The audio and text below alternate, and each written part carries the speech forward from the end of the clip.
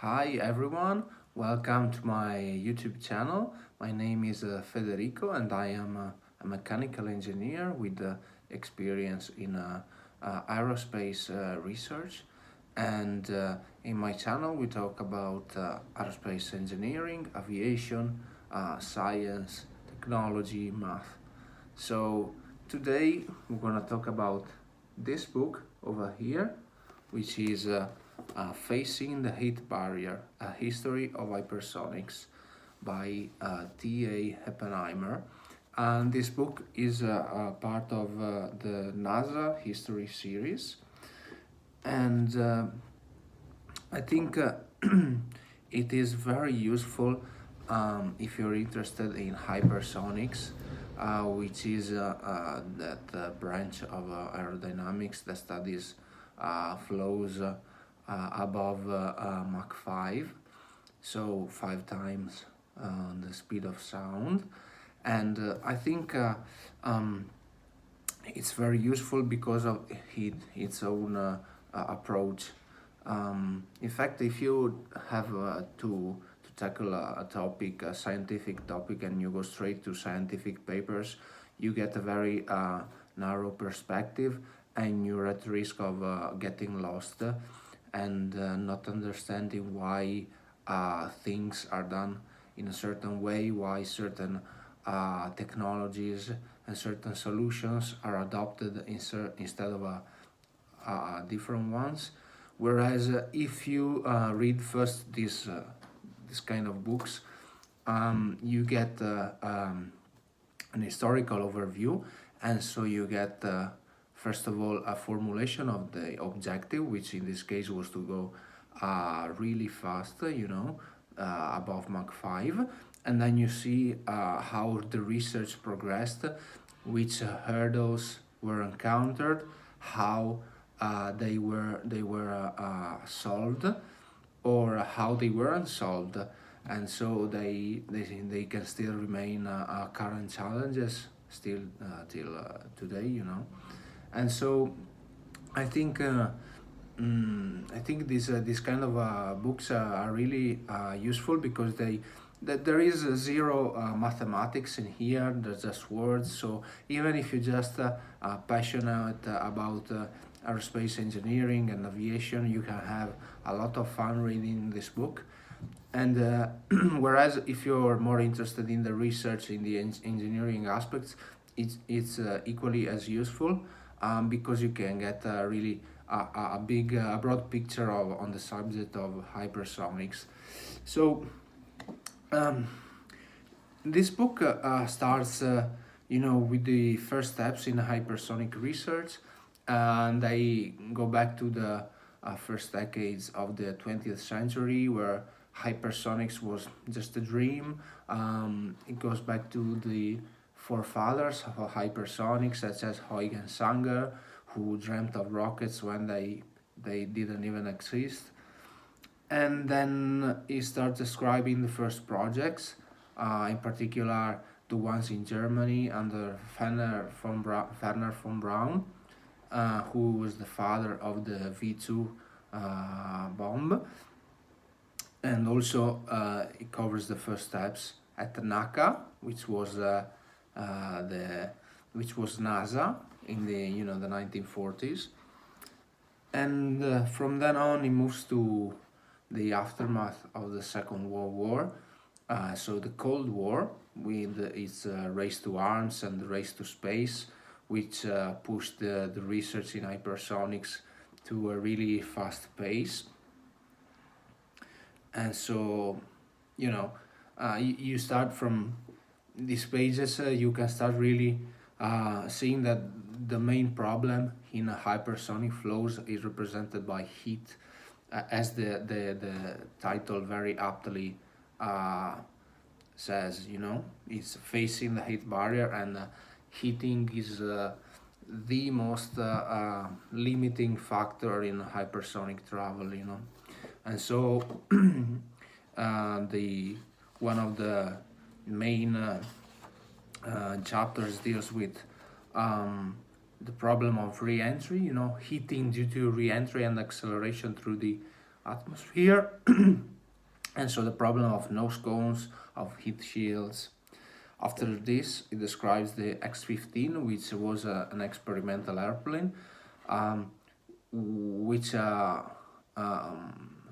allowed to gather fundamental data on hypersonic flight, reaching speeds above of Mach 6, which is incredible. It was a manned aircraft, so it was like the fastest manned airplane to ever fly, really, even though it was a rocket-powered airplane.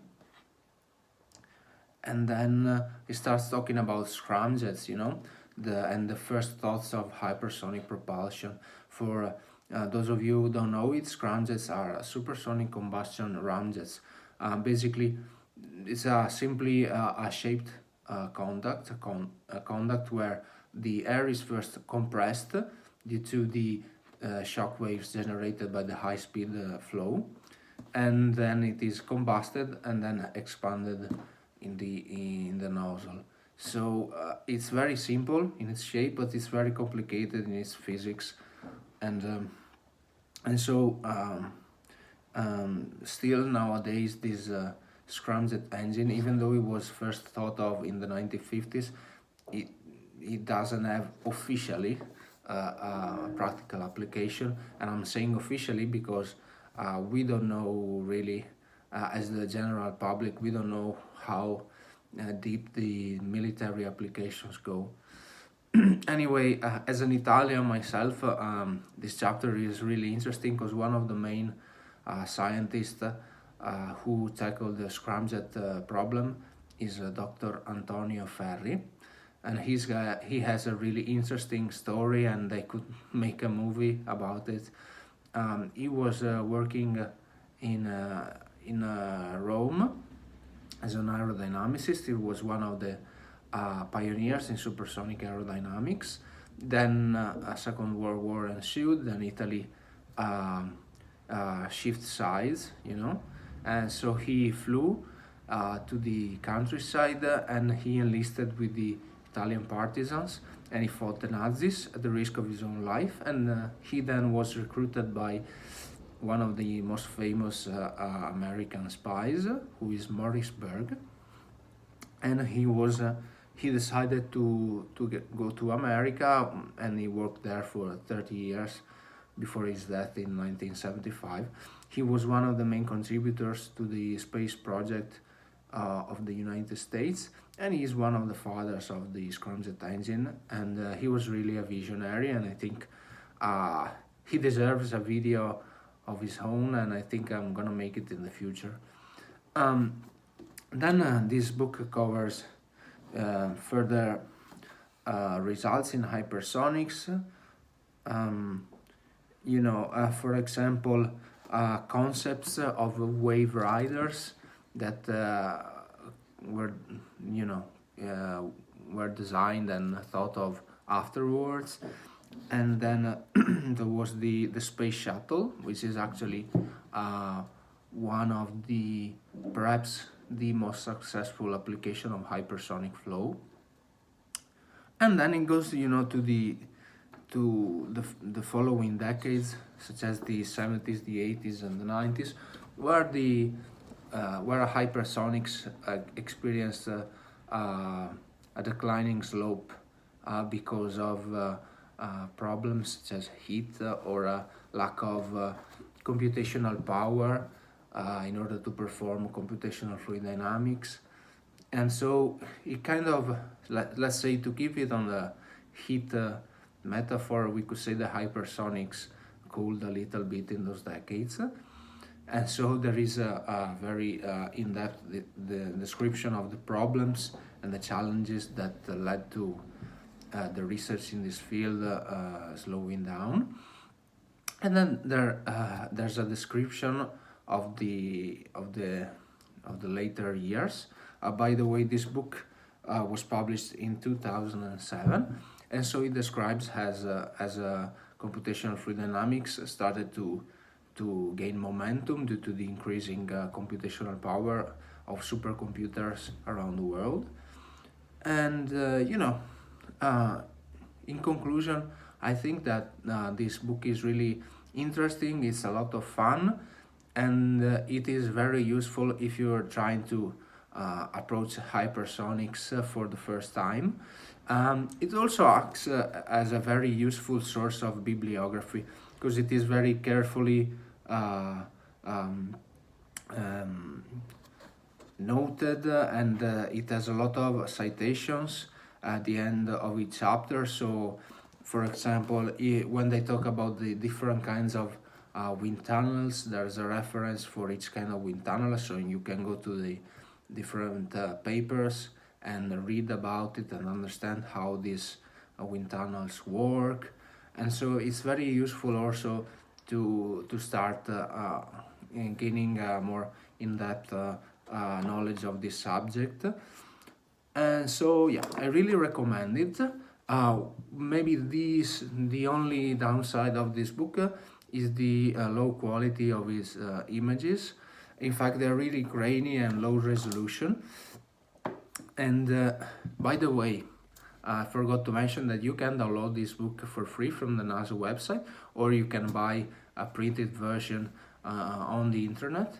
And yeah, the problem with the images could be solved if you downloaded your own version of the images from the original sources listed in the bibliography. It can be done. It's not that big of a struggle because there are careful notations everywhere, so you can really easily track the source of the images. Other than that, I think that this is all, and I hope you have fun reading this book. And I'll see you on the next video. Bye bye.